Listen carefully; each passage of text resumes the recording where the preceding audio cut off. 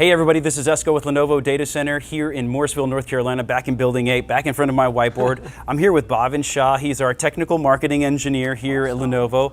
And we were at VMworld a couple of weeks ago, and I think everybody was talking about Kubernetes and containers and what have you. And I was talking to Bhavin, I was like, Bhavin, I don't think I could even begin to have a conversation about Kubernetes. And you kind of backed me up a couple of steps and you said, hey, well, let's understand how applications and infrastructure have evolved over time. So we're going to do a series of Kubernetes videos. We're going to start here with the basics, and then we'll do a couple over the next couple of weeks. And you can check back with us, and we'll have more information and more content. But let's start here. So back in the day, we had a server, and we had an operating system, and we had an application. This is the way we did business. You know, we would, every time we needed an application, we would install an operating system on a server, so on and so forth. Yes.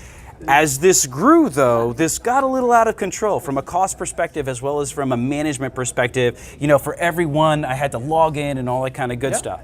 Enter virtualization. What did virtualization do for us? Virtualization basically enabled you to run multiple of these applications as virtual machines on the same physical server. But I still had to have an operating system every time I stood up one of these virtual machines, right? Yes, that's the price that you had to pay when we were using virtual machines.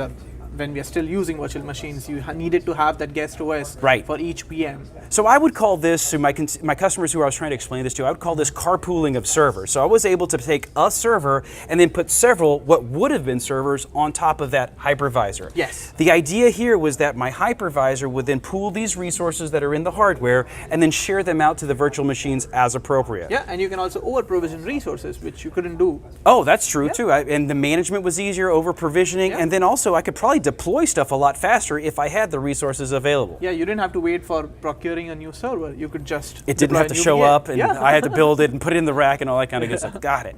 Now, containers is what everyone is talking about, and that's a slightly different model. That's what we have going on over here. Kind of walk me through what you have going on here. With virtualization, we virtualize the server. Now with containerization, we are trying to virtualize the operating system itself. Okay. So you're running multiple containers on top of the same VM, similar to how you ran multiple VMs on top of the same server. So I take the resources of the server, I put it in a hypervisor, and that spools that up. And now for containers, I'm taking the resources that I need in the operating system and presenting those specifically to the application as needed. So what we are doing is, let's say you have a Java application. Okay. So all the JRE or JDK libraries you need go along with your application code, and that's it. That's what a container is.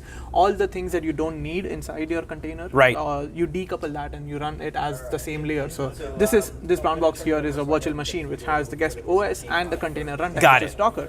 And then your containers can only have your code and the dependencies.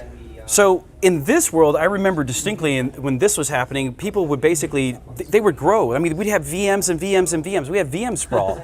I'm assuming that at some point we're going to have container sprawl. Is that the same? I don't think anybody has coined that term yet, but it is estimated to have more than 1 billion containers running in production environments by 2021, so 2 years. How do I manage all of that? And this is where we go back to the original question. What is Kubernetes? Okay. Kubernetes helps me automate the deployment, management, and scaling of these containerized applications. Got it.